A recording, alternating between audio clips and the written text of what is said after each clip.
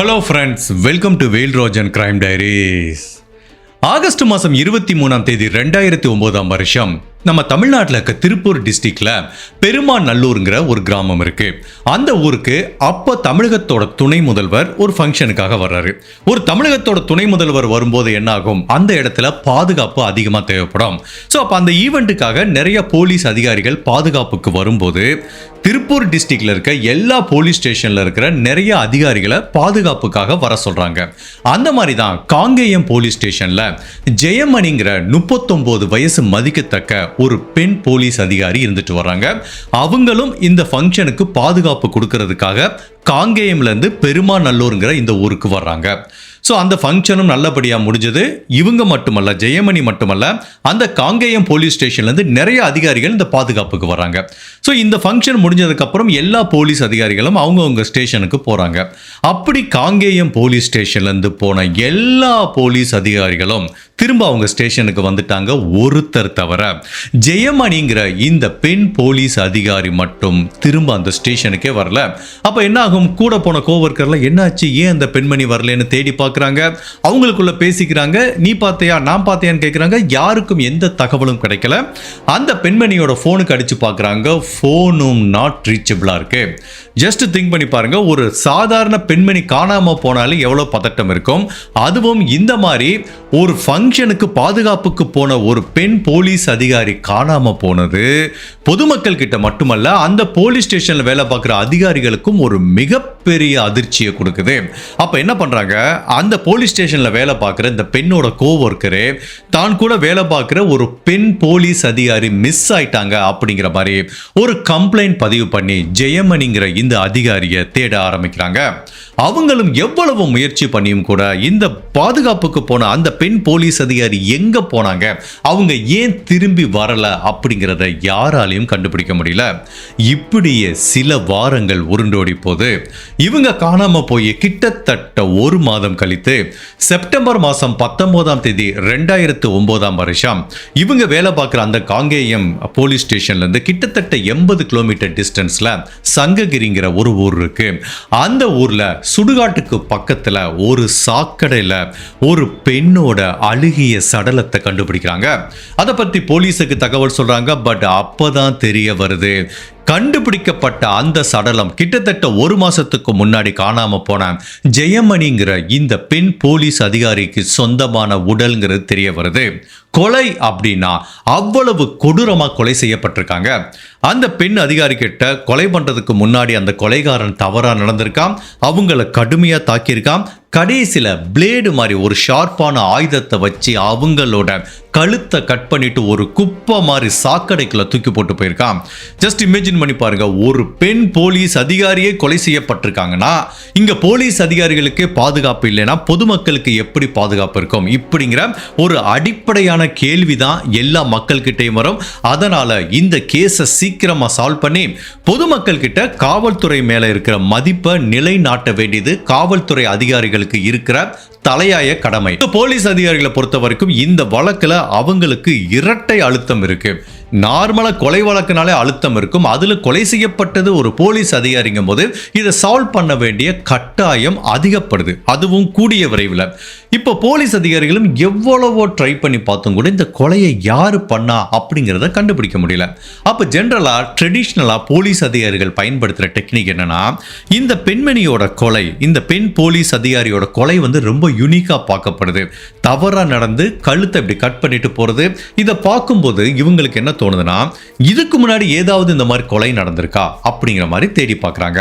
அதுவும் இந்த உடல் கண்டுபிடிக்கப்பட்ட அந்த சங்ககிரியை சுத்தியோ இல்ல இந்த பெண் வேலை பார்க்குற காங்கேயமோ திருப்பூர் டிஸ்ட்ரிக்டோ சுத்தி இருக்கிற ஒரு 7-8 டிஸ்ட்ரிக்ட்ல சில மாதங்களுக்கு முன்னோ இல்ல சில வருடங்களுக்கு முன்னோ இந்த மாதிரி பேட்டர்ன்ல ஏதாவது கொலை நடந்திருக்கா அப்படிங்கிற மாதிரி எல்லா ஃபைல்ஸையும் தரவா செக் பண்றாங்க. அப்படி போலீஸ் செக் பண்ணி பார்த்துட்டு வரும்போது கடந்த சில வருடங்களா சேலம் டிஸ்ட்ரிக்ட், தருமபுரி டிஸ்ட்ரிக்ட், அதுக்கப்புறம் ஈரோடு, அதுக்கப்புறம் நாமக்கல் அப்படிங்கிற மாதிரி சுத்தி இருக்கிற இந்த கொங்கு மண்டலம் சொல்லுவாங்க அந்த ஏரியா, அதுக்கப்புறம் ஈவன் தமிழ்நாட்டில் இருக்க பல டிஸ்ட்ரிக்ட்ல இந்த மாதிரி கொலைகள் நடந்திருக்கு. அந்த கொலைகள் வந்து அன்சால்வ்டா இருக்கு. அதோட பேட்டர்ன் எப்படி இருக்கு அப்படின்னா, கொலை செய்யப்பட்ட பெண்களோட சடலம் ஹைவேக்கு பக்கத்தில் கண்டுபிடிக்கப்படுது. அந்த பெண்ணை தவறா நடந்து அந்த கொலைகாரன் கொலை பண்ணியிருக்கான். இதே மாதிரி கழுத்துல ஒரு ஷார்ப்பான ஆப்ஜெக்டை வச்சு கட் பண்ணி கொலை பண்ணியிருக்கான். அதுவும் அந்த டிஸ்போசல் மெத்தட்னு சொல்லுவாங்க. கொலைகாரன் அந்த உடலை தூக்கி போட்டு போற மெத்தட் வந்து பார்த்தீங்கன்னா எல்லா கொலையிலும் சேமா இருக்கு. சரி, இவன் எந்த மாதிரி விக்டிமை செலக்ட் பண்றான் அப்படின்னு பார்த்தா ஐசோலேட்டட் விக்டிம், அதாவது ஹைவேல எங்கேயாவது தனியா இருக்கிற பெண்களை வந்து இவன் செலக்ட் பண்றான். இப்போ இந்த பெண் போலீஸ் அதிகாரி எடுத்துப்போம். அவங்க இந்த மாதிரி ஒரு அரசு நிகழ்ச்சிக்கு பாதுகாப்புக்கு போயிட்டு ஹைவேல தனியா வந்திருக்கலாம். அதை வந்து இந்த கொலைகாரன் ஒரு சந்தர்ப்பமா பயன்படுத்திக்கலாம். அதுக்கப்புறம் பார்த்தீங்கன்னா ஹைவேக்கு பக்கத்தில் ஏதாவது ஒரு வயலோ இல்ல ஒரு கட்டிடத்திலேயோ ஏதாவது ஒரு பெண் தனியா வேலை பார்த்தா அந்த மாதிரி பெண்களை ஐடென்டிஃபை பண்றது. இல்லப்பா ஹைவேக்கு பக்கத்தில் தனியா ஒரு வீடு இருக்கு, சுத்தி ஒரு கிலோமீட்டருக்கு எந்த வீடும் இல்லை அப்படின்னா அந்த மாதிரி பெண்களை போய் அப்ரோச் பண்றது. ஸோ இந்த மாதிரி தான் அந்த கொலை நடந்திருக்கு. சரி, இப்போ அந்த கேஸ் ஃபைல்லாம் இருக்கும்ல, அதுல என்ன மாதிரி ரெக்கார்டு இருக்கு அப்படின்னு பார்க்கும்போது இதுவரைக்கும் மொத்தம் 12 கொலைகள் நடந்திருக்கு. அதுக்கப்புறம் 6 பெண்கள் கிட்ட அவன் தவறா நடந்திருக்கான். ஆனா அந்த பெண்களை கொலை பண்ணாம விட்டுருக்கான். மொத்தம் இதே பேட்டர்ன்ல 18 வழக்குகள் வந்து அன்சால்வ்டா இருக்கு. இது எல்லாமே ஹைவேவை ஒட்டி நடந்தது. ஒரு கேஸை கூட போலீஸால சால்வ் பண்ண முடியல. நான் சொன்ன மாதிரி கிட்டத்தட்ட ஒரு 5-6 டிஸ்ட்ரிக்ட்ல வேரியஸான இடத்துல ஐசோலேட்டரான இடத்துல தான் இந்த மாதிரி இன்சிடென்ட் நடந்திருக்கு. இந்த பேட்டர்ன் எப்படி இருக்குன்னா, தப்பிச்சு வந்த சில பெண்கள் சொல்ற தகவல் என்ன அப்படின்னா, அந்த கொலைகாரனை பல பெண்களால் ஐடென்டிஃபை பண்ண முடியாம இருந்தா கூட அவன் எப்படி பெண்கள் அப்ரோச் பண்றானா, கேஷுவலா நடந்து வருது, கொஞ்சம் குடிக்க தண்ணி கிடைக்குமா, கொஞ்சம் ஏதாவது சாப்பிட்ற சாப்பாடு கிடைக்குமா, இல்லைன்னா நான் இங்க வழி தவறி வந்துட்டேன், இந்த மாதிரி ஒரு ஏரியாவுக்கு போனோம், இங்க இருந்து நான் எப்படி போறது, டைரக்ஷன் சொல்லுங்க அப்படிங்கிற மாதிரி தான் ஒரு கான்வர்சேஷனை வந்து எஸ்டாப்ளிஷ் பண்ண வேண்டியது. அப்ப அந்த பெண்கள் கிட்ட பக்கத்துல போனவன அந்த பெண்கள் கிட்ட தவறா நடந்து அவங்கள கொலை பண்றது, இதுதான் வந்து ஒரு பேட்டர்னா இருந்திருக்கு. இந்த கிரைமை வந்து போலீஸ் எப்படி டிஃபைன் பண்ணுவாங்கன்னா ஆப்பர்ச்சுனிட்டி கிரைம்னு சொல்லுவாங்க. ஃபார் எக்ஸாம்பிள், இவன் எல்லா கொலையும் பண்ணது ஒரே சீரியல் கில்லராகவே இருக்கட்டும், பட் அவன் வந்து இந்த விக்டிம் வந்து அவனுக்கு முன்னாடி தெரிஞ்சிருக்க வாய்ப்பு இல்லை. ஜஸ்ட் கேஷுவலாக அந்த ஹைவே பக்கம் போவான், ஏதோ ஒரு பொண்ணு தனியாக இருந்தால் அந்த ஆப்பர்ச்சுனிட்டியை பயன்படுத்திட்டு கொலை பண்ணுவான். பட் இதில் என்ன ட்விஸ்ட் அப்படின்னா, இந்த கொலைகள் நடந்தது எல்லாமே ஒரே மாவட்டத்துக்குள்ள இல்லை, தமிழ்நாட்டில் பல மாவட்டத்துக்குள்ள நடந்ததுனால கண்டிப்பா அந்த கொலையை பண்ண கொலைகாரன் ஒரு லோக்கல் பீப்புளா இருக்கிறதுக்கு வாய்ப்பு இல்லை. அவனுக்கு எல்லா மாவட்டத்தை பத்தியும் நல்லா தெரிஞ்சிருக்கு. அப்ப அவன் எல்லா மாவட்டத்திலையும் தொடர்ந்து கொலை பண்ணிட்டு இருக்கானா, அவன் கண்டிப்பா மூவிங்ல தான் இருப்பான். ஒரு மாவட்டத்திலிருந்து இன்னொரு மாவட்டத்துக்கு அவன் டிராவல் பண்ணிட்டே இருப்பான். அப்படி யாரு டிராவல் பண்ணுவா அப்படின்னு பார்த்தா மோஸ்ட் ஆஃப் த டைம் இந்த மாதிரி ட்ரக் டிரைவர், லாரி டிரைவர் வந்து டிராவல் பண்றதுக்கு வாய்ப்பு இருக்கு. ஸோ இந்த மாதிரி ஒரு பர்சன் இவ்வளவு பேரை எல்லா மாவட்டத்திலையும் கொலை பண்ணிட்டு இருக்கான் அப்படின்னா அவனுக்கு கண்டிப்பா நிரந்தரமா ஒரு இடம் இருக்காது, நிரந்தரமா தங்குறதுக்கு ஒரு வீடு இருக்காது. இதுதான்ப்பா என்னோட வீடு, நான் ஒரு 4 நாள் வண்டி ஓட்டுவேன், வந்து ஒரு வீட்டில் தங்குவேன் அப்படிங்கிற மாதிரி இவனுக்கு வீடு இருக்கிறதுக்கு வாய்ப்பு இல்லை. மேபி அவன் வந்து லாரியிலே படுத்து தூங்கலாம். ஒட்டுமொத்தத்தில் இந்த கொலைகாரனுக்கு இந்த ஹைவேவை பத்தி நல்லாவே தெரிஞ்சிருக்கு. அது மட்டும் இல்லாம அந்த ஹைவேக்கு பக்கத்தில் இருக்க ஐசோலேட்டட் ஏரியாவும் நல்லாவே தெரிஞ்சிருக்கு. ஏன்னா அந்த மாதிரி இடத்துல தான் கொலை செய்யப்பட்ட பெண்களோட சடலம் கண்டுபிடிக்கப்பட்டிருக்கு. ஒட்டுமொத்தத்தில் இது ஒரு போலீஸ் அதிகாரி கொலை செய்யப்பட்டாங்க அப்படிங்கிற நோக்கத்துல இந்த வழக்க விசாரணை பண்ண போலீஸுக்கு அவ்வளவு பெரிய பேரதிர்ச்சி காத்துட்டு இருக்கு. அவங்க நினைச்ச மாதிரி இது ஒரு ஐசோலேட்டட் இன்சிடென்ட் கிடையாது. இதை வந்து ஒரு நபர் இதுதான் ஃபர்ஸ்ட் டைம் பண்ணியிருக்கான் அப்படின்னு சொல்ல முடியாது. கண்டிப்பா ஒரு சீரியல் கில்லர் தமிழ்நாட்டில் இருக்க எல்லா டிஸ்ட்ரிக்ட்லயும் இந்த மாதிரி ஹைவேல தனியா இருக்க பெண்கள் கிட்ட தவறா நடந்து கொலை பண்ணிட்டு இருக்கான். அது பல வருடமா நடந்துட்டு இருக்கு. இப்போ ஒரு போலீஸ் அதிகாரி கொலை செய்யப்பட்டதுனால தான் இதை எல்லாத்தையும் லிங்க் பண்ணி இதை ஒரு சீரியல் கில்லர் தான் பண்ணிட்டு இருக்கான் அப்படிங்கிற ஒரு கன்க்ளூஷனுக்கு நம்ம தமிழ்நாடு போலீஸ் வர்றாங்க. இந்த எல்லா கொலைக்கும் இருக்கிற மிகப்பெரிய ஒற்றுமையா போலீஸ் பார்க்குற விஷயம் என்ன அப்படின்னா, ஃபர்ஸ்ட் வந்து பிளேடு மாதிரி ஒரு பொருளை வச்சு தான் கழுத்தை கட் பண்ண மாதிரி இருந்துச்சு. அதை இன்னுமே கொஞ்சம் உற்று நோக்கி ஃபாரன்சிக் டீம் பார்க்கும்போது அது ஒரு பிளேடு கிடையாது, ஒரு அருவாள் அப்படிங்கிற மாதிரி ஃபீல் பண்றாங்க. அதாவது கதிர் அருவாள்னு சொல்லுவாங்க. கதிரை அறுக்கிறதுக்காக கிராமத்தில் பயன்படுத்துவாங்க. அந்த அருவாள் வந்து பார்த்தீங்கன்னா இப்படி ஒரு ஆஃப் சர்க்கிள் ஷேப்ல இருக்கும். அந்த மாதிரி ஒரு அரிவாளை வச்சு தான் இந்த பெண்கள் கொலை செய்யப்பட்டிருக்கிறதுக்கு நிறைய வாய்ப்பு இருக்கு. மேபி இது ஒரு ட்ரக் டிரைவரா இருக்கலாம், இவனுக்கு பல லாங்குவேஜ் தெரிஞ்சிருக்கலாம். ஏன் இந்த கொலைகள் தமிழ்நாட்டோட நிப்பாட்டிருக்க வாய்ப்பு இல்ல. மேபி இது ஆந்திராக்கோ இல்ல கர்நாடகாக்கோ இவன் ட்ரக்கை ஓட்டிட்டு போனா அப்படின்னா அந்த ஊர்லயும் இந்த மாதிரி கொலைகள் நடந்திருக்கிறதுக்கு நிறைய வாய்ப்பு இருக்கு அப்படிங்கிற மாதிரி தான் போலீஸ் திங்க் பண்றாங்க. சோ ஃபைனலா இந்த ரிப்போர்ட்ல இருந்து போலீஸ் வர கன்க்ளூஷன் என்ன அப்படின்னா, இந்த ஜெயமணிங்கிற போலீஸ் அதிகாரியை கொலை பண்ணது ஒரு சீரியல் கில்லர். அவன் இதுக்கு முன்னாடி 12 பேரை கொலை பண்ணியிருக்கான், 6 பெண்கள் கிட்ட தவறா நடந்திருக்கான். அவன் ஹைவேல இருக்க பெண்களை சூஸ் பண்ணி கொலை பண்றதுனால இந்த மாதிரி ஹைவேக்கு பக்கத்திலேயோ இல்ல தனியா யாராவது கட்டடத்துல பெண்கள் வேலை பார்த்தாலோ கொஞ்சம் கவனமா இருங்க அப்படிங்கிற மாதிரி பொதுமக்களுக்கு போலீஸ் ஒரு எச்சரிக்கை கொடுக்குறாங்க. போலீஸ் சந்தேகப்பட்ட மாதிரி ஜெயமணிங்கிற அந்த போலீஸ் அதிகாரியை கொலை பண்ணது ஒரு சீரியல் கில்லரா, உண்மையிலேயே இவங்களை கொலை பண்ண அந்த கொலைகாரன் இதுக்கு முன்னாடி 12 கொலைகள் பண்ணியிருக்கானா, இதுக்கப்புறம் அவன் எவ்வளவு கொலைகள் பண்ணா, இதோட ஸ்டாப் பண்ணானா அப்படிங்கிற ஒட்டுமொத்த தமிழ்நாட்டையும் மிரள விட்ட ஹைவே கில்லர் அப்படின்னு சொல்லப்படுற ஒரு வித்தியாசமான தொடர் கொலையாளி வழக்கை பத்தி தான் இன்னைக்கு நம்ம இந்த வீடியோல பார்க்க போறோம். அப்படி இவ்வளவு பெண்களை கொலை பண்ணிட்டு இருந்தவன் யாரு, போலீஸ் அவனை பிடிச்சாங்களா அப்படிங்கறத நம்ம தெரிஞ்சுக்கிறதுக்கு முன்னாடி உங்க டைம் 2 செகண்ட்ஸ் எனக்காக ஸ்பெண்ட் பண்ணி என்னோட வீடியோஸ் உங்களுக்கு பிடிச்சிருந்துச்சுன்னா லைக் பண்ணிட்டு கமெண்ட் பண்ணுங்க. இன்கேஸ் என்னோட சேனலை இது வரைக்கும் நீங்க சப்ஸ்கிரைப் பண்ணாம பார்த்தீங்கன்னா மறக்காம சப்ஸ்கிரைப் பண்ணி என்ன சப்போர்ட் பண்ணுங்க. ஸோ எவ்வளவு பிஸியா சுவாரஸ்யமா வீடியோ பார்த்தா கூட ஒரு செகண்ட் பாஸ் பண்ணிட்டு லைக் பண்ணிட்டு இந்த வீடியோவை கண்டினியூ பண்ணுங்க.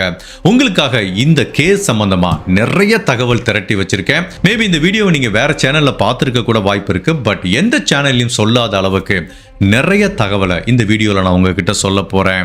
கடைசி வரைக்கும் ஸ்கிப் பண்ணாம பாருங்க. ஜென்ரலா இந்த மாதிரி எந்த ஒரு தொடர் கொலை வழக்கலையும் சரி, நான் பார்த்த வரைக்கும் அந்த மாதிரி கேசஸ் எப்படி சால்வ் ஆயிருக்கு அப்படின்னா 50% ஆஃப் கேஸ்ல எப்படி நடக்கும் அப்படின்னா, ஒரு தொடர் கொலையாளி நிறைய பேரை கொலை பண்ணிட்டு வரும்போது யாராவது ஒரு பெண் அவங்ககிட்ட இருந்து தப்பிச்சிருவாங்க. அப்ப அந்த பெண் கொடுப்பாங்க பார்த்தீங்களா ஒரு முக்கியமான தகவல், அதை வச்சுட்டு அந்த கேஸை ஒரு போலீஸால சால்வ் பண்ண முடியும். இப்போ போலீஸ் இந்த கொலைகாரனை வலைவீசி தேடிட்டு இருக்க இந்த நேரத்தில் இந்த கேஸ்ல ஒரு மிகப்பெரிய பிரேக் த்ரூ கிடைக்குது.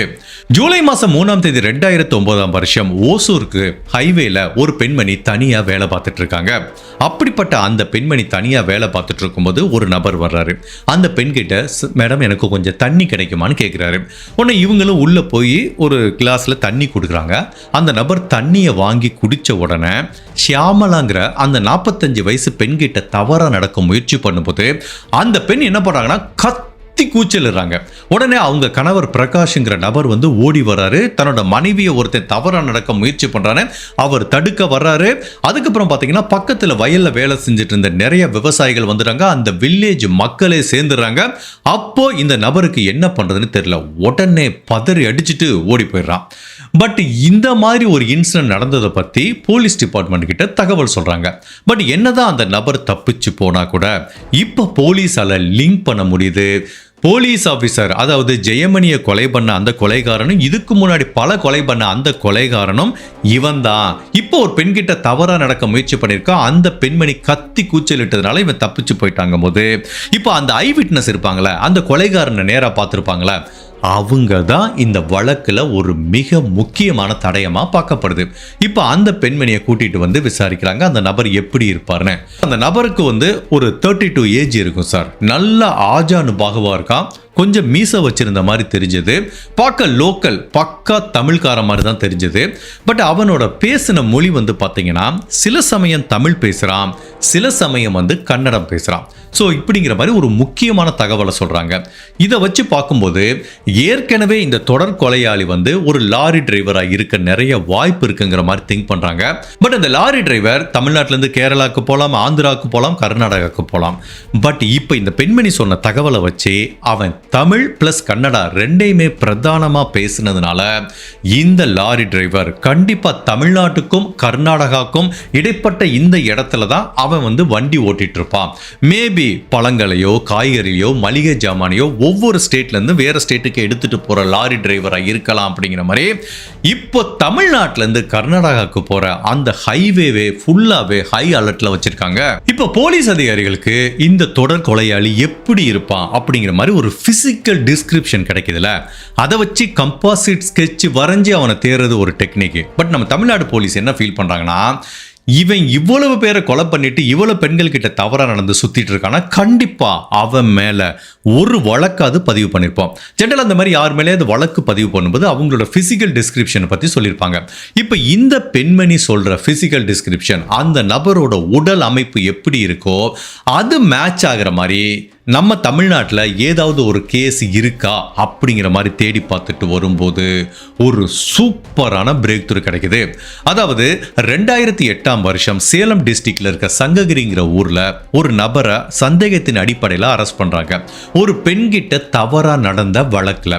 இந்த வழக்கும் ரொம்ப சீரியஸா விசாரிக்கப்படுது. பட் கடைசி கட்டத்தில் அந்த பெண் இந்த நபருக்கு அகைன்ஸ்டா சாட்சி சொல்லாம விலகி போனதுனால இந்த நபரை அப்ப ரிலீஸ் பண்ற மாதிரி ஒரு சூழ்நிலை ஏற்படுது. பட் அந்த கேஸ் ஃபைல்ல சொல்லப்பட்ட விஷயம் எக்ஸாக்டா இப்போ இவங்க தேடிட்டு இருக்க கொலைகாரனோட உடல் அமைப்போட ஒத்து போறதுனால ஒருவேளை இவன் ஏன் நம்ம தேடிட்டு இருக்க அந்த தொடர் கொலையாளியா இருக்கக்கூடாது அப்படிங்கிற நம்பிக்கையில இப்போ அந்த சஸ்பெக்ட் யாருன்னு ரொம்ப தீவிரமா விசாரிக்க ஆரம்பிக்கிறாங்க. ஸோ அந்த கேஸ் ஃபைல்ல இருக்க நபரோட பேர் என்ன அப்படின்னா எம் சங்கர்னு சொல்றாங்க அவரோட பேரு. இன்னொரு முழு பேர் எம் ஜெய்சங்கர் அப்படிங்கிற மாதிரி சொல்றாங்க. ஸோ யாராவன் புதுசா இருக்கான், இவன் பேரை இது தவிர இந்த கேஸ் ஃபைல தவிர எங்கேயுமே போலீஸ் கேள்விப்பட்டதே இல்லை. அப்படிப்பட்ட ஒரு நபர் உண்மையிலேயே இந்த கொலையாளியா இருக்க வாய்ப்பு இருக்கா அப்படிங்கிற மாதிரி திங்க் பண்ணி இந்த ஜெய்சங்கர்ங்கிற நபரை பத்தி பேக்ரவுண்ட் செக் பண்றாங்க. இந்த ஜெய்சங்கர்ங்கிற நபர் பிறந்து வளர்ந்தது எல்லாமே சேலம் டிஸ்ட்ரிக்ட்ல இருக்க எடப்பாடி தாலுக்குல இருக்கிற கன்னியன்பட்டி அப்படிங்கிற ஒரு கிராமத்துல தான். ஜெனரலா நிறைய தொடர் கொலையாளிகளுக்கு சின்ன வயசுல சைல்ட்ஹுட்ல அவ்வளவு பிரச்சனை இருக்கும். அதுதான் அவங்க தொடர் கொலையாளியா உருவெடுக்கிறதுக்கு ஒரு அடிப்படை ஆணி வேரா இருந்திருக்குன்னு நம்ம நிறைய கேஸ்ல பார்த்திருக்கோம். பட் இந்த நபரை பத்தி ஜெய்சங்கரை பத்தி விசாரிக்கும் போது அவனுக்கு சைல்ட்ஹுட்ல எந்த பிரச்சனையும் இல்லை. அவங்க அம்மா அப்பா ஒரு மீடியமான குடும்பத்தை சேர்ந்தவங்க, நல்லா வளர்த்துருக்காங்க. +2 வரைக்கும் படிச்சிருக்கான். அதுக்கப்புறம் இவனுக்கு படிப்பு ஏறல. அப்போ 2000 வருஷம் இவனுக்கு 23 வயசு இருக்கும்போது பரமேஸ்வரிங்கிற பெண்ணோட திருமணம் பண்ணி வைக்கிறாங்க. திருமணம் பண்ணும்போது அந்த பரமேஸ்வரிங்கிற பெண்ணுக்கு ஜஸ்ட் 15 வயசு தான். ஸோ இந்த தம்பதிகளுக்கு அடுத்து 3 பெண் குழந்தைகள் பிறக்குது. ஸோ இவன் லாரி டிரைவராக வேலை பார்த்துட்டு இருக்கான். உங்களுக்கே தெரியும், லாரி டிரைவராக வேலை பார்க்கும்போது மாசத்துல சில நாட்கள் மட்டும்தான் வீட்டில் தங்க முடியும். பல நாட்கள் அவங்க டிரைவிங்லேயே இருக்கிற மாதிரி ஒரு சூழ்நிலை இருக்கும். அப்படி இருந்தாலும் பரமேஸ்வரிங்கிற இந்த பெண்மணி குடும்பத்தையும் குழந்தைகளையும் நல்லா பார்த்துக்கிறாங்க. இவனும் சரி கஷ்டப்பட்டு லாரி ஓட்டிட்டு வருவான். அப்பப்போ பிரேக் கிடைக்கிறப்ப வீட்டுக்கு வந்துட்டு போவான். இதை வெளியிலேருந்து பார்க்கும்போது இவன் ஒரு சாதாரண லாரி டிரைவர், ஒரு நார்மலான ஒரு லோயர் மிடில் கிளாஸ் குடும்பத்தை சேர்ந்தவன். இவனுக்கு பின்னாடி எந்த விதமான கிரிமினல் பேக்ரவுண்டும் கிடையாது, சைல்ட்ஹுட் டிராமாவும் கிடையாது. ஒட்டுமொத்தத்தில் இது நத்திங் அன்யூஷுவல். இது இவன் ஒரு தொடர் கொலையாளியா இருக்கிறதுக்கு வாய்ப்பே இல்லை அப்படிங்கிற மாதிரி தான் இந்த பிஹேவியர் ப்ரொஃபைல் எல்லாமே இருக்கு. பக்காவான ஃபேமிலி மேனா மட்டும்தான் தெரியுது. பட் இவனுக்கு பின்னாடி இப்படி ஒரு அரக்கன் இருப்பானுங்கிறத போலீஸால யூகிக்க முடியல. பட் என்னதான் ஜெய்சங்கர்ங்கிற இந்த நபர் ஒரு பக்காவான ஃபேமிலி மேனா இருந்தா கூட இவன் இந்த தொடர் கொலையாளியா இருக்கிறதுக்கு வாய்ப்பு இருக்கு அப்படிங்கிற மாதிரி போலீஸ் சந்தேகப்படுறதுக்குரிய மிக முக்கியமான காரணம் இவன் பார்க்கிற தொழில். பிகாஸ் ஏற்கனவே அந்த கொலைகாரன் ஒரு ட்ரக் டிரைவரா இருக்க வாய்ப்பு இருக்கு. அதுவும் அவன் மாநிலம் விட்டு மாநிலம் டிரைவ் பண்ணிட்டு போறதுனால தான் அவனுக்கு தமிழும் நல்லா தெரியுது, அந்த கொலைகாரனுக்கு கன்னடாவும் நல்லா தெரியுது. ஸோ இதை எல்லாத்தையும் வச்சு பார்க்கும்போது இந்த ஜெய்சங்கரும் பல நாள் தமிழ்நாட்டுக்குள்ளேயும் அவன் லாரி ஓட்டுறான், மாநிலம் விட்டு மாநிலமும் லாரி ஓட்டுறதுனால மேபி இவன் இந்த கொலையை பண்ணியிருக்கிறதுக்கு வாய்ப்பு இருக்கு. பிகாஸ் அவன் ரெகுலரா ரோட்ல இருக்கும்போது ஹைவேவை பத்தியும் நல்லா தெரிஞ்சிருக்கு, அந்த ஹைவேல இருக்கிற ஐசோலேட்டட் ஏரியாவை பத்தியும் நல்லா தெரிஞ்சிருக்கும். ஜெனரலா இப்ப போலீஸ் ஒருத்தனை சஸ்பெக்ட்னு விசாரிக்கும் போது என்ன பண்ணுவாங்கன்னா, ஃபர்ஸ்ட் சந்தேகத்தின் அடிப்படையில் ஸ்டேஷனுக்கு வாங்கன்னு கூப்பிடுவாங்க. அந்த நபர் சரியான விளக்கம் கொடுத்துட்டார் அப்படின்னா அவர் பேரை கிளியர் பண்ணிடுவாங்க. பட் எப்போ இந்த ஜெய்சங்கர் சந்தேக வளையத்துக்குள்ள வர்றானோ அவனை போலீஸால கான்டாக்ட் பண்ண முடியல. ஃபோன் பண்ணா சுவிட்ச் ஆஃப்ல இருக்கு, எப்பயாவது ஒருக்க தான் ஃபோன் ஆன் ஆகுது. ஒட்டுமொத்தத்தில் ஜெய்சங்கர்ங்கிற இந்த நபரை பிடிக்கவே முடியல. அந்த ஃபோன் பார்த்தீங்கன்னா கண்டினியூஸா மூவ்மெண்ட்லேயே இருக்கு. இதுல இருந்தே நல்லா தெரியுது போலீஸ் எப்பெல்லாம் விசாரணைக்கு கூப்பிடுறாங்களோ அப்பெல்லாம் தலைமறைவா இருக்கிறதுனால மேபி இந்த ஜெய்சங்கர் தான் இந்த தொடர் கொலையாளியா இருக்க வாய்ப்பு இருக்கு அப்படிங்கிற மாதிரி சந்தேகப்பட்ட தமிழ்நாடு போலீஸ் இந்த ஜெய்சங்கர்ங்கிற லாரி டிரைவரை பிடிக்கிறதுக்காக ஒரு ஸ்பெஷல் இன்வெஸ்டிகேஷன் டீம் ஃபார்ம் பண்றாங்க. அவன் எந்த ஏரியால ரெகுலரா லாரி ஓட்டுவானோ அந்த ஹைவேல ஃபுல்லா போறாங்க. அவன் எங்க தங்குவான், எங்க சாப்பிடுவான், எங்க ரெஸ்ட் எடுப்பான் அப்படிங்கிற எல்லா தகவலையும் திரட்டி ஜெய்சங்கர் அப்படிங்கிற இந்த நபரை வலை வீசி தேடிட்டு இருக்காங்க. இப்படி ஸ்பெஷல் இன்வெஸ்டிகேஷன் டீம் வலை வீசி இந்த ஜெய்சங்கரை தேடிட்டு இருக்கும்போது ஃபைனலா அக்டோபர் மாசம் 19ஆம் தேதி 2009ஆம் வருஷம் ஹைவேல வச்சு அரெஸ்ட் பண்றாங்க. இவனை பார்க்கும்போது இவனாடா இவ்வளவு கொலையை பண்ண, ஆள் பார்க்க கொஞ்சம் டெரரா இருந்தா கூட போலீஸுக்கு ஒரு சின்ன சந்தேகம் இருந்துட்டு தான் இருக்கு, நம்ம சரியான நபரை அரெஸ்ட் பண்ணியிருக்கோமா இல்லையா அப்படின்னு. உடனே என்ன பண்றாங்க, விசாரணைக்காக இப்போ அவனை கூட்டிட்டு வராங்க. ஃபர்ஸ்ட் திருப்பூர்ல இருந்து விசாரணை பண்றாங்க. அப்படி இன்டரகேஷன் ரூம்ல வச்சு கேட்குறாங்க, இங்க பாருப்பா இவ்வளவு கொலைகள் இதுக்கு முன்னாடி நடந்திருக்கு, கிட்டத்தட்ட 12 கொலைகள் நடந்திருக்கு, இன்க்ளூடிங் ஒரு போலீஸ் ஆஃபீஸர், அதுக்கப்புறம் ஒரு 6-7 பெண்கள் கிட்ட தவறா நடந்த வழக்கு இருக்கு, எங்களோட பெஸ்ட் கெஸ் நீ தான் இதை எல்லாத்தையும் பண்ணியிருப்பேன்னு நாங்க நினைக்கிறோம் அப்படிங்கிற மாதிரி சொல்றாங்க. ஜென்ரலா நிறைய குற்றவாளிகள் 99% அதுக்கு மறுப்பு தான் தெரிவிப்பாங்க.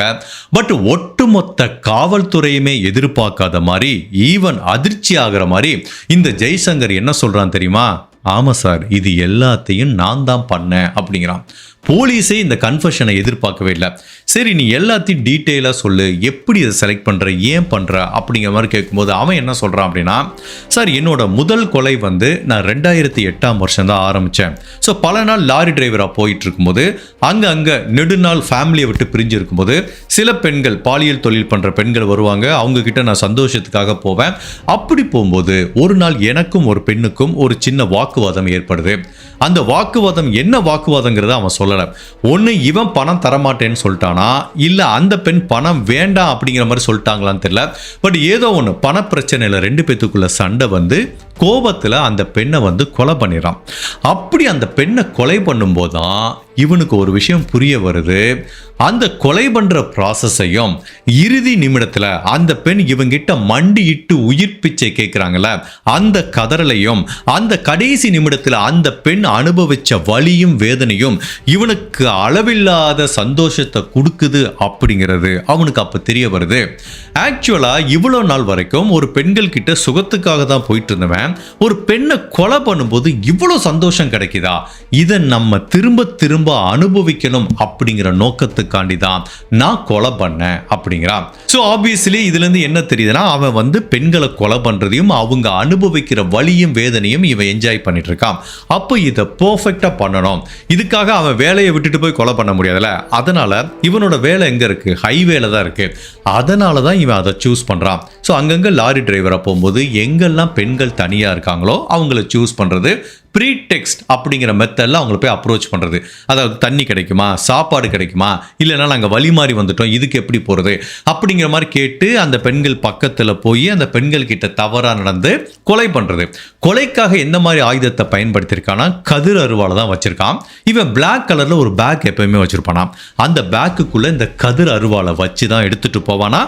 பெண்கள் கிட்ட தவறா நடந்து முடிச்சதுக்கு அப்புறம் உடனே கொலை பண்றது கிடையாது. சில பெண்களை பயங்கரமா சித்திரவதை பண்ணியிருக்கான். அவங்க உயிர் பிச்சை கேட்கறதுலேருந்து அவங்களுக்கு அளவுக்கு அதிகமான வலியையும் வேதனையும் கொடுத்து அதை என்ஜாய் பண்ணி தான் பல பேரை கொலை பண்ணியிருக்கான். இப்போ போலீஸ் ஆஃபீஸர் அவங்க கிட்ட கேட்குறாங்க, இந்த கொலையெல்லாம் நீ தான் பண்ணையா இல்லை உனக்கு யாராவது உடந்தையா இருந்தாங்களாம் கேட்டதுக்கு, இதை எல்லாத்தையும் நான் தான் கொலை பண்ணேன். பட் தங்கம்மாள்ங்கிற ஒரு பெண்ணை நான் கொலை பண்ணும்போது அவங்க உடம்பை டிஸ்போஸ் பண்ணுறதுக்காக மோகன் அப்படிங்கிற ஒரு நபர் எனக்கு உதவி செஞ்சாருங்கிற மாதிரி அந்த ஒரே ஒரு நபரை மட்டும் சொல்கிறேன். இப்போ அந்த மோகன் நபரை அரெஸ்ட் பண்ணிடுறாங்க. சோ இப்போ இந்த ஜெய்சங்கர்ங்கிற தொடர் கொலையாளியை ஜெயிலில் அடைச்சிறாங்க. இப்போ இதுல என்ன பிரச்சனைனா, இவனை ஒரு கொலையில 2 கொலைக்கு அடைச்சாங்கன்னா எந்த ஏரியாவில் கோர்ட்டுக்கு இவனை கூட்டிட்டு போகணுங்கிறது கிளியராக இருக்கும். ஃபார் எக்ஸாம்பிள் இப்போ இவன் சென்னைக்குள்ளே பண்ணியிருந்தா செங்கல்பட்டு கோர்ட்டுக்கோ இல்லை சைதாப்பேட்டை கோர்ட்டுக்கோ இந்த மாதிரி கூட்டிட்டு போவாங்க. பட் இவன் பல இடத்துல பல கொலைகள் பண்ணதுனால இவனை ஒரு இடத்துல தான் அடைக்க முடியும். பட் அந்த ஏரியாவில் ஃபார் எக்ஸாம்பிள் இவனை கோயம்புத்தூர் ஜெயிலில் தான் அடைச்சிருக்காங்க. பட் அங்கேருந்து திருப்பூரில் ஒரு வழக்கு விசாரணை நடக்குது, இல்லை தர்மபுரியில் நடக்குது அப்படின்னா அந்த கோர்ட்டுக்கு இவனை கூட்டிட்டு போகணும். ஏன்னா இவன் தான் தமிழ்நாடு ஃபுல்லாக அந்த கொலையை பண்ணி வச்சிருக்கானே. அதனால இவன் நெடுநாள் கோயம்புத்தூர் ஜெயிலில் தான் இருந்துட்டு வர்றான். அப்போ மார்ச் மாதம் 17ஆம் தேதி 2011ஆம் வருஷம் தர்மபுரியில் இருக்க ஒரு கோர்ட்டில் இவனுக்கு விசாரணை தேவைப்படுது. அப்போ இப்போ நம்ம ரீசெண்டாக சிறைன்னு ஒரு படம் பார்த்தோம்ல, அதாவது ஒரு ஊர்லேருந்து இன்னொரு ஊருக்கு ஒரு கைதியை கோர்ட்டுக்கு கூட்டிட்டு போவாங்க. காலையில் கூட்டிட்டு போனால் சாயங்காலம் கொண்டு விட்டுருவாங்க. 2 போலீஸ் அதிகாரிகள் இப்படி கையில் விலங்கு போட்டு கூட்டிட்டு போவாங்க. பஸ்ஸில் தான் கூட்டிட்டு போவாங்க. அந்த மாதிரி தான் இவ்வளவு பெரிய கிரிமினலை 2 போலீஸ் அதிகாரிகள் கோயம்புத்தூர்லேருந்து தர்மபுரிக்கு கூட்டிட்டு போறாங்க. ஸோ காலையில் கூட்டிட்டு போறாங்க. தருமபுரி கோர்ட்ல எல்லா விசாரணையும் முடிஞ்சது. இப்போ தருமபுரியிலேருந்து திரும்ப கோயம்புத்தூருக்கு வர்றதுக்காக வர்றாங்க. அதுக்கு வந்து 2 பஸ் மாறி வர்றாங்க. ஃபர்ஸ்ட் தருமபுரியிலேருந்து சேலம் வர்றாங்க. இப்போ சேலத்துல இருந்து கோயம்புத்தூருக்கு வரணும். இவங்களை கூட்டிட்டு வர 2 போலீஸ் அதிகாரிகளோட பேர் வந்து சின்னசாமி, ராஜவேலு. அந்த ராஜவேலுங்கிற நபர் யாருன்னா எக்ஸ்பீரியன்ஸான ஒரு போலீஸ் அதிகாரி. இந்த சின்னசாமிங்கிற நபர் வந்து பார்த்தீங்கன்னா அப்போதான் கொஞ்சம் வேலைக்கு ஜாயின் பண்ணியிருக்காரு. இவங்க 2 பேரும் வந்து சேலத்தில் இறங்குறாங்க. அப்போ இந்த ஜெய்சங்கர் என்ன சொல்றான், சார் ரொம்ப டயர்டாச்சு சார், உடம்பு வலிக்குது சார், சேலத்துலேருந்து கோயம்புத்தூர் போகிறதுக்கு ஒரு நல்ல சொகுசு பஸ்ஸை புக் பண்ணி கொடுங்க சார் கேட்குறான். என்னடா இவனோட பெரிய தலைவலியா இருக்கே அப்படிங்கிற மாதிரி அந்த எக்ஸ்பீரியன்ஸான போலீஸ் அதிகாரி என்ன பண்றாரு, இந்த ஜூனியர் ஒருத்தர் இருப்பார்ல அவர்கிட்ட இவனை விட்டுட்டு சொகுசு பஸ் கிடைக்குமா அப்படிங்கிற மாதிரி விசாரணை பண்ண போறாரு. இப்போ ஒரு சின்ன பையன் தான் இருக்கான், ஒரு 25 வயசு பையன். அந்த சின்னசாமிங்கிற போலீஸ் அதிகாரியோட கண்ணுல மண்ணை தூவிட்டு இந்த கிரிமினல் இவ்வளவு கொலைகளை பண்ண அந்த ஜெய்சங்கர் எஸ்கேப் ஆயிடுறான். அந்த பஸ் ஸ்டாண்டுக்கு உள்ள புகுந்து ஆள் எஸ்கேப் ஆயிடுறான். இப்போ இவருக்கு இந்த ஜூனியர் ஆஃபீஸருக்கு என்ன பண்ணுறதுன்னு தெரியல. சொகுசு பஸ் கேட்க போனவர் வந்து பார்க்குறாரு, சார் தப்பிச்சிட்டாங்கிறான். டேய் என்னடா சொல்கிறான், அவன் சாதாரண ஆளோட இவ்வளோ கொலை பண்ண வேண்டாம் அப்படிங்கிற மாதிரி 2 பேரும் என்ன பண்ணுறதுன்னு தெரியாமல் சேலம் பஸ் ஸ்டாண்டில் விழிப்பிதுங்கி நிற்கிறாங்க. ஆமாம், அந்த படத்தில் சிறையில் பார்த்துருப்போம்ல, இந்த மாதிரி வந்து ஒரு கைதியை விசாரணைக்காக பஸ்ஸில் கூட்டிகிட்டு போகும்போது அந்த கைதி தப்பிச்சு போயிட்டா மிகப்பெரிய பிரச்சனையில் முடியும். அவங்க வேலைக்கும் ஆபத்து வரும், அவங்களுக்கு ஜெயில் தண்டனையும் வரும். இப்போ இந்த சின்னசாமி அப்படிங்கிற அந்த 25 வயசு புதுசா வேலைக்கு சேர்ந்தவருக்கு என்ன பண்றதுன்னே தெரியல, இது எப்படி ஹேண்டில் பண்றதுனே தெரியல. ஸோ இந்த ஜெய்சங்கர் தப்பிச்சு போன 24 மணி நேரத்துக்குள்ளேயே சின்னசாமிங்கிற இந்த புதுசா வேலைக்கு சேர்ந்த போலீஸ் அதிகாரி அவருக்குன்னு ஒரு துப்பாக்கி கொடுத்துருப்பாங்கல்ல, அந்த துப்பாக்கியாலேயே சுட்டு தற்கொலை பண்ணிக்கிட்டாரு. ஜஸ்ட் திங்க் பண்ணி பாருங்க, இவ்வளவு பெரிய கிரிமினல் இவ்வளவு பெண்களை கொலை பண்ணிட்டு இவ்வளவு தவறா நடக்கிறான். இப்போ பந்தோபஸ்துக்கு வந்த போலீஸ் அதிகாரி ஏமாத்திட்டு போயிட்டு இப்போ அவரையே தற்கொலை பண்ண வச்சிருக்கான்.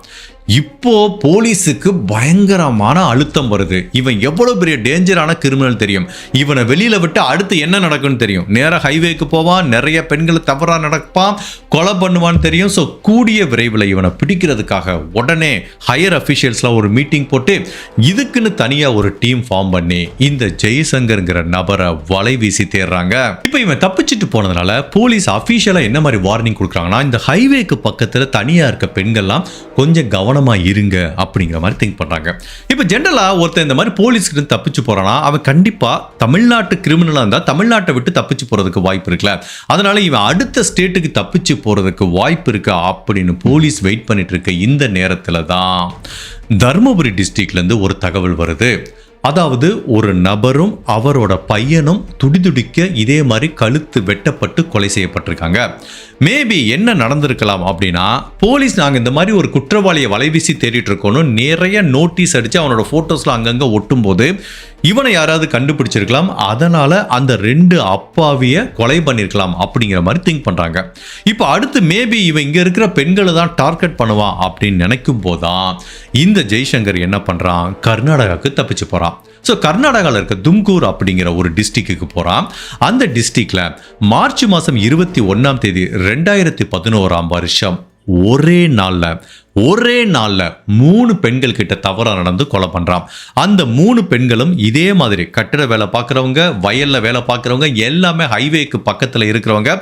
ஒரே நாளில் 3 பெண்களை அவன் இதே மாதிரி தவறா நடந்து ஒரே பேட்டர்ல கொலை பண்றான்.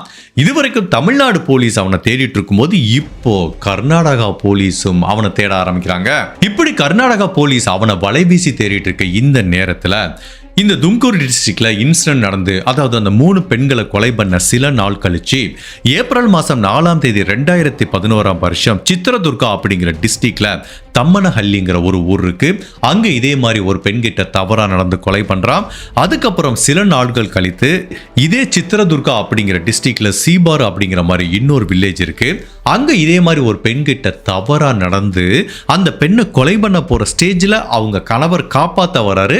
அப்ப அவங்க கணவரையும் சேர்த்து கொலை பண்றான். ஒட்டுமொத்தத்துல இவன் எப்ப தமிழ்நாடு போலீஸ் கிட்ட இருந்து கண்ணில் மண்ணை தூவிட்டு தப்பிச்சு போனானோ 48 நாள் இடைவெளியில மேலும் 6 பெண்கள் கிட்ட தவறா நடந்து கொலை பண்ணிருக்கான். அப்ப இவன் எவ்வளவு பெரிய கிரிமினலா இருக்கும். இதுல என்ன பியூட்டி அப்படின்னா, இவனோட போன் நம்பரையும் போலீஸ் ட்ராக் பண்ணிட்டு இருக்கும் போது திடீர்னு இவனோட போன் நம்பர் எங்க போகுது, பாம்பேக்கு போகுது. போலீஸுக்கு புரியல, ஒருவேளை பாம்பேக்கு தப்பிச்சுட்டு போயிட்டானான்னு பார்த்தா இந்த பாபநாசம் படத்தில் வர அதே டெக்னிக் தான்.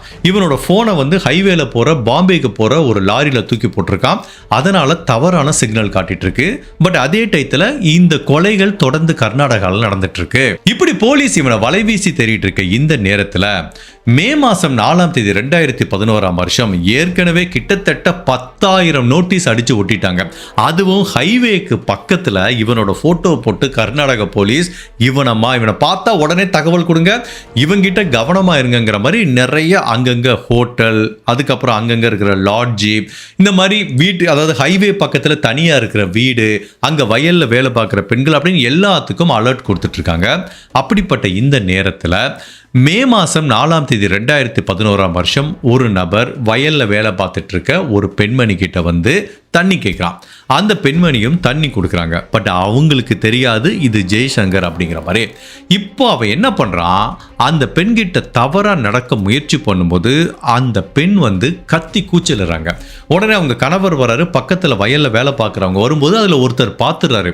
ஏன்னா இப்போ பக்கத்தில் இருக்க ஒரு ஹோட்டலில் இவனோட ஃபோட்டோவை அந்த நோட்டீஸில் ஒட்டியிருந்தாங்க. அப்போ கண்டுபிடிச்சிட்டாங்க, ஆஹா இவன் தாண்டா அந்த தொடர் கொலையாளின்னு. இப்போ அந்த ஏரியாவில் இருக்க மக்கள் பிடிச்சிடுறாங்க. கர்நாடகா போலீஸுக்கு தகவல் கொடுக்குறாங்க. அதுக்கப்புறம் உடனே தமிழ்நாடு போலீஸுக்கும் தகவல் கொடுக்குறாங்க. ஸோ ஃபைனலாக 2011ஆம் வருஷம் இவனை அரெஸ்ட் பண்ணிட்டாங்க. பட் இவன் என்ன பண்ணியிருக்கான்னா, இவன் வந்து பல ஸ்டேட்டில் கொலை பண்ணியிருக்கான். பெங்களூர்லையும் சில கொலை பண்ணியிருக்கான், கர்நாடகாவில் இப்போ ரீசெண்டாக நிறைய பண்ணியிருக்கான், தமிழ்நாட்டிலையும் பண்ணியிருக்கான். பட் இவன் ஒரு டேஞ்சரான கிரிமினல் அப்படிங்கிறதுனால இவனை பாதுகாப்பான ஒரு சிறையில் வைக்கணுங்கிறதுனால இந்த 3 மாநில அதிகாரிகளும் எல்லாம் திங்க் பண்ணிட்டு ஃபைனலாக பெங்களூர்ல இருக்க பரப்பன அக்ரஹாரா அப்படிங்கிற ரொம்ப ஒரு மோஸ்ட் செக்யூர்டான ஒரு ஜெயிலில் வந்து இவனை அடைக்கிறாங்க. ஸோ இப்போ ஜெயிலில் அடைக்கும் போது இவனை பற்றியான சைக்காலஜிக்கல் எவால்வேஷன் பண்ணுறாங்க. ஏற்கனவே பார்த்த வரைக்கும் இவனுக்கு சின்ன வயசில் எந்த பிரச்சனையும் கிடையாது. சில பேர் கொலைகாரங்க எப்படி வருவாங்கன்னா, நியூராலஜிக்கல் டிஸார்டர் இருக்கும், அவங்களோட மூளையில் போகிற நரம்பியலில் பிரச்சனை இருக்கும்போது அவங்க தொடர் கொலையாளியாக மாறுறதுக்கு வாய்ப்பு இருக்குது. இவனை அப்படியும் செக் பண்ணி பார்க்குறாங்க. அந்த மாதிரி எந்த பிரச்சனையும் இல்லை, சின்ன வயசுலேயும் பிரச்சனை இல்லை. உண்மையிலேயே இவனுக்கு என்ன பிரச்சனை அப்படின்னா, இவனோட மென்டல் டிசபிலிட்டி, இவனுக்கு ஏதோ ஒரு மன ரீதியாக ஒரு பிரச்சனை இருக்கு.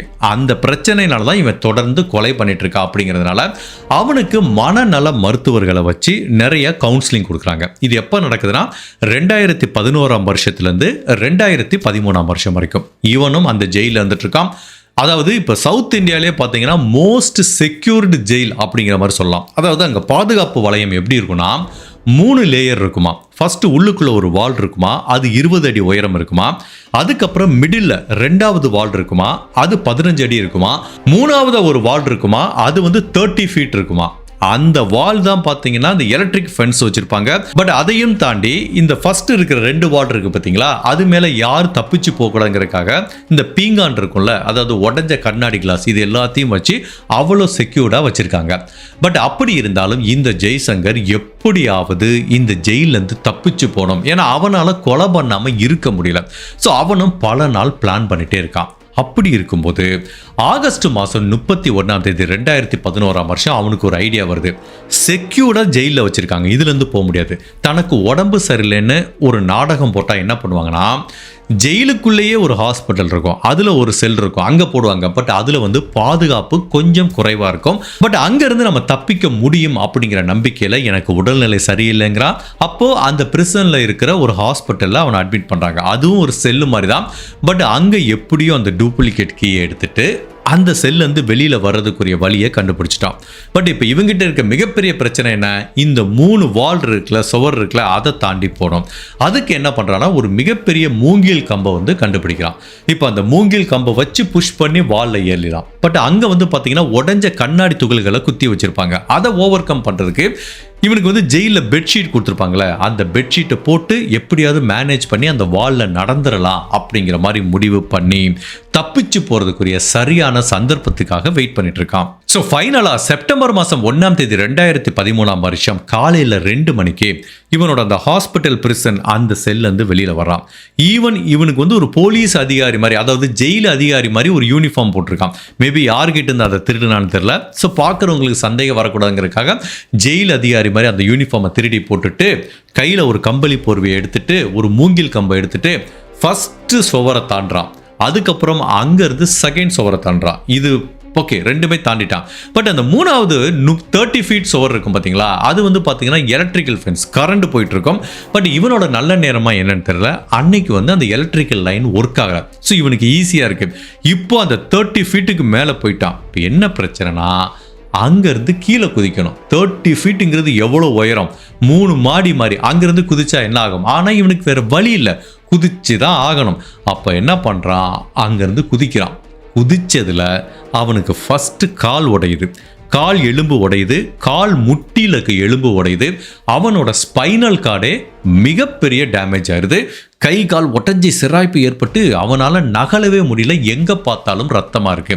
பட் அப்படி இருந்தாலும் எப்போ வேணாலும் போலீஸ் தன்னை கண்டுபிடிச்சிருவாங்கன்னு எப்படியோ தவழ்ந்து அங்கேருந்து ஒரு ஆட்டோவை பிடிச்சு அவன் வெளியில் வந்துடுறான். இப்போ பெங்களூருக்கு உள்ள சிட்டிக்குள்ளே வந்துடுறான். இவனுக்கு தெரியும் எப்போ வேணாலும் போலீஸ் தன்னை ரீச் பண்ணிடுவாங்க. அதுக்கு முன்னாடி இந்த பெங்களூர் சிட்டியை விட்டு போகணும். அதுக்கு என்ன பண்ணுறது, இப்போ பஸ்ஸுலையோ ட்ரெயின்லேயோ கார்லேயோ போனால் கண்டுபிடிச்சிருவாங்க. ஒரு பைக்கு கிடைச்சா ஈஸியாக இருக்கும், அதில் தப்பிச்சு போயிடலாங்கிற மாதிரி முடிவு பண்ணுறான். அப்போது இவன் ஜெயிலில் தங்கி இருக்கும்போது அப்துல்ங்கிற ஒரு நபரோட இவனுக்கு நல்ல பழக்கம் ஏற்பட்டிருக்கு. அவனும் பெங்களூர் சேர்ந்தவன். ஏதோ ஒரு டவுரி கேஸில் உள்ளே வந்திருக்கான். இப்போ அவன் ரிலீஸ் ஆகி போயிட்டான். இப்போ இவனுக்கு ஒரு ஐடியா வருது, அந்த அப்துல் கூட நம்மளுக்கு ஒரு நல்ல ரிலேஷன்ஷிப் இருக்குல்ல, நம்ம கேட்டு பார்த்தா தனக்கு கண்டிப்பா ஒரு பைக் தருவான் அப்படிங்கிற நம்பிக்கையில அந்த அப்துல்ங்கிற நபரை வந்து காண்டாக்ட் பண்ணி எனக்கு ஒரு பைக் வேணுங்கிறான். அந்த அப்துல் என்ன சொல்றான், இந்த இடத்துக்கு நான் வந்து தர்றேங்கிறான். பட் இதுல என்ன ட்ரிக் அப்படின்னா, போலீஸுக்கு நல்லாவே தெரியும் இந்த ஜெய்சங்கருக்கும் அப்துலுக்கும் ஒரு நல்ல ரிலேஷன்ஷிப் இருக்கு, இவன் தப்பிச்சு போயிருக்கானுங்கிறத கண்டுபிடிச்சிட்டாங்க. அப்போ அடுத்து இவன் எங்கே போய் உதவி கேட்பாங்கிறத போலீஸால் கரெக்டாக யூகிச்ச முடிஞ்சு அந்த அப்துல்லை காண்டாக்ட் பண்ணியிருக்காங்க. அவனோட செல்ஃபோனை வந்து ஃபுல்லாக மானிட்டர் பண்ணும்போது இவங்க 2 பேரும் பேசியிருக்காங்க. ஒரு இடத்துல மீட் பண்ண போகிறாங்க. அந்த மீட் பண்ண போகிற இடத்துல இதுக்கு முன்னாடி போலீஸ் அதிகாரிகள் போகிறாங்க. ஃபைனலாக 2வது முறையாக இந்த ஜெய்சங்கரை அரெஸ்ட் பண்ணுறாங்க. இப்போ இவனை திரும்ப பெங்களூர்ல அந்த ஜெயிலுக்கு கூட்டிட்டு வராங்க. என்ன பிரச்சனைனா, இவனோட கை காலில் எலும்பு உடஞ்சி போச்சு, முதுகு தண்டும் அந்த ஸ்பைனல் கால்லையும் நிறைய பிரச்சனை இருக்கிறதுனால இவனுக்கு இந்த கை கால் இந்த முட்டி இதுக்கெல்லாம் வந்து சர்ஜரி பண்ணுறாங்க. சர்ஜரி பண்ணி ஓரளவு அவனை தேத்துறாங்க. பட் அந்த ஸ்பைனல் கார்டு அந்த முதுகு தண்டு வடத்தில் ஏற்பட்ட ப்ராப்ளம் வந்து ப்ரொலாங்காக அவனுக்கு லைஃப்பில் நிறைய நாள் இருக்கும். அவனால் நடக்க முடியாத மாதிரி ஒரு சூழ்நிலை ஏற்படுது. அப்போ என்ன ஆகுது, இவன் ஜெயிலையே வீல் சேர்ல இருக்கிற மாதிரி ஒரு சூழ்நிலை ஏற்படுது. இப்படியே சில வருடங்கள் உருண்டோடி போது வீல் சேர்ல தன்னோட காலத்தை இப்படி ஜெயில தள்ளிட்டு இருக்க இந்த நேரத்தில் அவனுக்கு அந்த திரும்ப தப்பிச்சு போனோம் அப்படிங்கிற எண்ணம் தோண்டிட்டே இருக்கு. ஸோ 2018ஆம் வருஷம் அவனுக்கு ஒரு சின்ன ஆசை வருது, நாம ஏன் திரும்ப தப்பிச்சு போகக்கூடாது அப்படின்னு. பட் இந்த வீல் சேரில் உட்காந்துட்டு என்னப்பா பண்ணுறதுன்னு தெரியாமல் அப்போ தப்பிச்சு போகிறதுக்கு ஒரு பிளான் பண்ணியிருக்கான். அந்த பிளானை எக்ஸிக்யூட் பண்ண ட்ரை பண்ணியிருக்கான். பட் அந்த பிளான் வந்து ஃபெயிலியர் ஆச்சு. அது என்ன மாதிரி பிளான், அது எப்படி எக்ஸிக்யூட் பண்ணால் என்ன ஃபெயிலியர் ஆச்சு அப்படிங்கிற தகவல் எனக்கு கிடைக்கல நான் படித்து பார்த்த வரைக்கும். பட் 3வது முறையாக தப்பிச்சு போக முயற்சி பண்ணியிருக்கான். பட் அது ஃபெயிலியர் ஆயிடுச்சு. இப்போ எல்லா ஜெயில் அதிகாரிகளும் என்ன ஃபீல் பண்ணுறாங்கன்னா, இவனை நார்மல் பிரிசனில் இனிமேல் வச்சுக்க முடியாது. ஏற்கனவே 2வது டைம் தப்பிச்சு போய் வீல் சேரில் உட்காந்தப்பயே பக்காவான சிசிடிவி கேமரா வச்சு இவனை 24 மணி நேரம் கண்காணிக்கிறதுக்கு போலீஸ் அதிகாரிகள் ஜெயில் அதிகாரிகள்லாம் இருந்தாங்க. பட் இதுக்கு மேலே இவனை நம்மளால் மேனேஜ் பண்ண முடியாது. சாலிட்டரி கன்ஃபைன்மெண்ட், தனிமைப்படுத்தப்பட்ட சிறைன்னு ஒன்று இருக்கும். உண்மையிலேயே ஒரு ஜெயிலில் இருக்கிறதே கொடுமையான விஷயம். அதுவும் ஒரு ஜெயில் கைதிக்கு வந்து சாலிட்டரி கன்ஃபைன்மெண்ட் கொடுத்தாங்க அப்படின்னா அதை விட அவனை கொடுமைப்படுத்துறதுக்கு ஒரு பெஸ்ட் தண்டனையே இருக்க முடியாது. அந்த சாலிட்டரி கன்ஃபைன்மெண்ட், தனிமைப்படுத்தப்பட்ட சிறை எப்படி இருக்குன்னா, யாருமே வெளி உலகத்தையே பார்க்க முடியாது.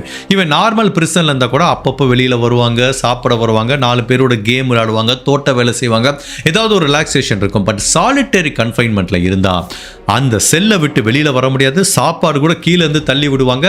ஈவன் அந்த ஜெயில் பிரிசன் கார்டு கிட்ட கூட பேச முடியாது. ஒட்டுமொத்தத்தில் இந்த உலகத்துக்கு உனக்கும் கம்ப்ளீட்டாக எந்த கனெக்ஷனும் இருக்காது. சாப்பாடு வரும், சாப்பிட்டுட்டு அந்த ரூமுக்குள்ளே இருக்கணும்.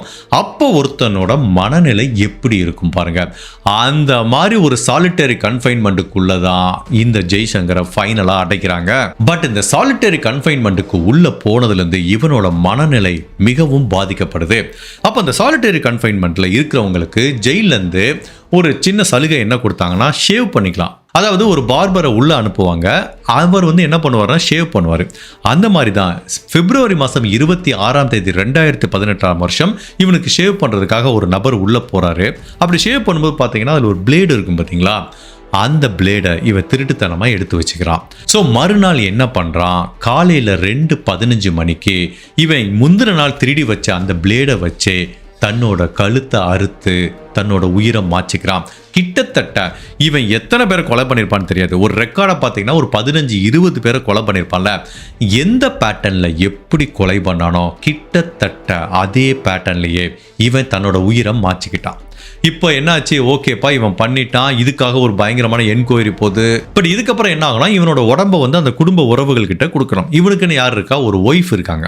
அந்த ஒய்ஃப் என்ன பண்றாங்கன்னா இவன் உடம்பை வாங்க மறுக்கிறாங்க. என்னோட கணவர் கிரிமினலாவே இருக்கட்டும், பட் தன்னோட உயிரை மாச்சிக்கிற அளவுக்கு என்னோட கணவர் கோலை கிடையாது, ஜெயிலில் வச்சு வேணுமே என்னோட கணவரை ஏதோ பண்ணிட்டாங்க அப்படிங்கிற மாதிரி இவங்க அந்த உடலை வாங்காம பிரச்சனை பண்றாங்க. அதே டயத்தில் ஹியூமன் ரைட்ஸ் கமிஷனும் வர்றாங்க. அது எப்படி நீங்க சாலிட்டரி கன்ஃபைன்மெண்ட்டுக்குள்ள பிளேடு எப்படி போச்சு, அந்த அளவுக்கு நீங்க எப்படி கேர்லெஸ்ஸா இருக்கலாம், உண்மையிலேயே என்ன நடந்துச்சு. ஸோ எல்லாருமே என்ன சந்தேகப்படுறாங்கன்னா ஜெயில் அதிகாரிகளே சேர்ந்து இவனை போட்டு தள்ளிட்டாங்க அப்படிங்கிற மாதிரி ஒரு டாக்கும் போது இப்போ இவன் உடம்பை யாருக்கிட்ட கொடுக்கறதுன்னு தெரியல. சரி இவனோட சொந்த ஊர்ல போய் ஏதாவது பண்ணலாம் பார்த்தா அந்த ஊர் கிராமத்து மக்கள் இருக்காங்களா, இப்படிப்பட்ட கிரிமினல் எங்க ஊர்ல பிறந்ததுக்கே நாங்க வெக்கப்படுறோம், இவனோட உடம்பு எங்க ஊருக்குள்ளே வரக்கூடாது அப்படிங்கிறாங்க. அப்போ ஃபைனலா வேற வழி இல்லாம அதிகாரிகள் என்ன பண்றாங்க, சேலத்துக்கு பக்கத்துல இருக்கிற ஒரு கிரிமேஷன் சென்டர்ல வச்சு இவனோட உடம்பை வந்து கம்ப்ளீட்டா கிரிமேட் பண்றாங்க.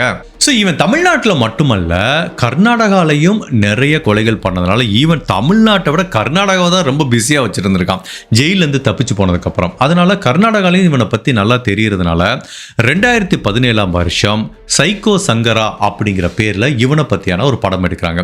ஆப்வியஸ்லி இவ்வளோ பெரிய சீரியல் கில்லருங்கும் போது இதை பற்றி படம் எடுப்பாங்க. இவன் 2023 வருஷம் ஹைவே மர்டர்ஸ் அப்படிங்கிற பேரில் வந்து இவனை பற்றியான ஒரு புக்கு கூட வந்திருக்கு. ஸோ இவ்வளோ பெரிய தொடர் கொலையாளியை நம்ம தமிழ்நாட்டில் கேட்டிங்கன்னா சைக்கோ சங்கர் அப்படின்னு சொல்லுவாங்க, ஹைவே சீரியல் கில்லர் அப்படிங்கிற மாதிரியும் சொல்லுவாங்க. ஃபைனலாக இந்த ஜெய்சங்கர் அப்படிங்கிற இந்த தொடர் கொலையாளியோட வழக்கு வந்து முடிவுக்கு வருது.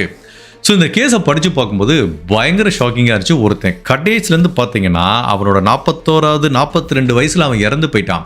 ஸோ இடைப்பட்ட இந்த காலத்தில் அவன் பாருங்கள் எவ்வளவு பெண்களை எவ்வளோ தூரம் சித்திரவதை பண்ணி கொலை பண்ணியிருக்கான். இதுக்குரிய பிரச்சனை வந்து அவனோட மென்டல் ஹெல்த் அப்படிங்கிற மாதிரி சொல்கிறாங்க.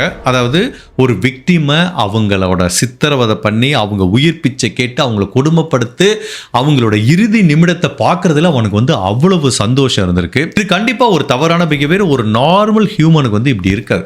நம்ம ரோட்லேயே பார்ப்போம், ஒருத்தன் வந்து பைக்கில் சைடு ஸ்டாண்ட் எடுத்து விடாமல் போனாலே சார் சைடு ஸ்டாண்ட் 4 பேர் கத்துவோம். ஸோ ஒரு நார்மல் ஹியூமனால் இப்படி இருக்க முடியாது. பட் அதனால தான் யாருக்குமே இவனுக்கு ஐடென்டிஃபை பண்ண முடியல இவன் எதுக்காக இந்த ப்ராப்ளம் வந்துச்சு. சைல்ட்ஹுட்லேயும் ஒன்றும் இல்லை, வேற எந்த பிரச்சனையும் இல்லை. அப்போ இவனுக்கு ஏதோ மென்டலாக ஏதோ டிசபிலிட்டி இருக்குது, இவனுக்கு மன ரீதியான பிரச்சனை இருக்குது அப்படிங்கிறதான் கண்டுபிடிச்சிருக்காங்க. பட் ஐ கான் இமேஜின் இவன் எத்தனை தடவை இவனை அரெஸ்ட் பண்ணி அதுக்கப்புறம் தப்பிச்சு போய் எத்தனை பேரை கொலை பண்ணி திரும்பவும் பெங்களூர் ஜெயிலேருந்து தப்பிச்சு போய் வீல் சேரில் உட்காந்து கூட தப்பிச்சு போகணும் முயற்சி பண்ணியிருக்காங்க பாருங்க. அப்போ பார்த்தீங்கன்னா இவன் ஒரு ஸ்டேஜில் கூட தான் பண்ண தவறுக்கு வருந்துறதுக்கோ இல்லை அதை திருத்திக்கிறதுக்கோ இவன் முயற்சியே பண்ணலை. திரும்ப தப்பிச்சு போனோம், திரும்ப கொலை பண்ணணும், திரும்ப தப்பிச்சு போனோம், கொலை பண்ணணும். ஒரு ஸ்டேஜில் கூட இவன் திருந்தனுங்கிறத வந்து அவன் நினச்சி கூட பார்க்கல. கண்டிப்பாக இவனை எத்தனை வருஷம் ஜெயிலில் வச்சாலும் இந்த மாதிரி கிரிமினல்ஸ் திருந்துறதுக்கு வாய்ப்பே இல்லை. ஸோ இந்த கேஸ்லேருந்து நம்ம எடுத்துக்க வேண்டிய மிக முக்கியமான டேக்அவே என்ன அப்படின்னா, நம்ம எல்லாருமே உடல் நலத்தில் அளவுக்கு அதிகமான இப்போ கான்சன்ட்ரேஷன் செலுத்துகிறோம். எல்லாருமே நல்ல டயட்டில் இருக்கோம், ஹெல்த்தியாக சாப்பிட்றோம், வாக்கிங் போகிறோம், உடம்பை நல்லா பார்த்துக்கிறோம்.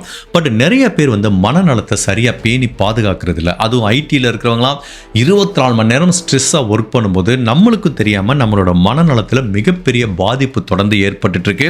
ஸோ உடல் நலத்தில் நம்ம கான்சன்ட்ரேஷன் பண்ணுறது எவ்வளோ முக்கியமோ அந்த மாதிரி மனநலத்திலையும் கான்சன்ட்ரேட் பண்ணுங்கள். 5 நாள் கஷ்டப்பட்டு வேலை பார்த்தா 2 நாள் அந்த மைண்டை எப்படி ரெஃப்ரெஷ் பண்ணுறது அப்படிங்கிறத பார்க்கணும். திரும்ப சாட்டர்டே சண்டேவும் லேப்டாப்பை எடுத்து வச்சுட்டு இதையோ இந்த ப்ரொடக்ஷன் இஷ்யூ வருது, இதை ஒர்க் பண்ணணும், இந்த டிப்ளாய்மெண்ட் இருக்குது, இப்படிலாம் திங்க் பண்ணாமல் எல்லா டைமும் ஒர்க் இருக்கும், எல்லா டைமும் ப்ரெஷர் இருக்கும். பட் அதையும் தாண்டி நம்மளோட மைண்டை ரெஃப்ரெஷ் பண்ணிக்கிறதுக்கு நம்மளுக்கு என்ன தேவை அப்படிங்கிறத கண்டுபிடிக்க வேண்டியது ஒவ்வொருத்தரோட கடமை. இது வெளியிலேருந்து நீ இப்படி ரெஃப்ரெஷ் பண்ணி இந்த டயத்தில் பண்ண அப்படின்னு யாரும் சொல்ல முடியாது. நம்மளுக்கு தான் தெரியும், எனக்கு இப்போ ஓவர் ஸ்ட்ரெஸ்ஸாக இருக்குது, எனக்கு ஒரு பிரேக் வேணும். ஸோ அந்த பிரேக் எப்படி எடுக்கலாம்? நீங்கள் ஒரு வாக்கிங் போங்க, இல்லைன்னா ஜஸ்ட் ஒரு படத்துக்கு போங்க, இல்லை வீட்டில் டிவி பாருங்கள், ஃபேமிலியோட டைம் ஸ்பெண்ட் பண்ணுங்கள், ஃப்ரெண்ட்ஸை பாருங்கள். ஸோ இந்த மைண்டை வந்து 24 மணி நேரமும் 7 நாளும் ஆக்குபைடாக வச்சுக்காம கொஞ்சம் டைம் ஸ்பெண்ட் பண்ணி அதை ரெஃப்ரெஷ் பண்ணுங்கள். ஈவன் என்னோட கேஸில் எடுத்துக்கிட்டிங்கன்னா இப்போ நீங்களாவது 1 மணி நேரம் கேட்டுட்டு போயிடுறீங்க இந்த வீடியோவை. பட் நம்ம பொழப்பே இதுதான், ஒரு கேஸை படித்து அதுக்கப்புறம் அந்த கேஸை ப்ரெசென்ட் பண்ணி அப்படியே அந்த குற்றவாளிகளோடையும் கொலையோடையும் வாழ்கிற மாதிரியே இருக்கும் வாழ்க்கை. இன்றைக்கி கேஸை போட்டுட்டோமா, உடனே அடுத்த கேஸை படிக்கணும், அதுக்கு ஸ்கிரிப்ட் எழுதணும், அதை சொல்லணும், எடிட் பண்ணணும். இந்த ஒவ்வொரு ஸ்டேஜ்லேயும் பார்த்தீங்கன்னா அந்த க்ரைமோடு தான் ட்ராவல் பண்ணிகிட்டே இருக்க மாதிரி இருக்குது.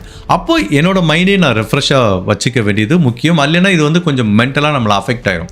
ஸோ அதனால் எப்போவுமே நான் வந்து இந்த வீடியோ பண்ணி முடிச்சிட்டேன் அப்படின்னா ஒரு பெரிய பிரேக் எடுத்துப்பேன்.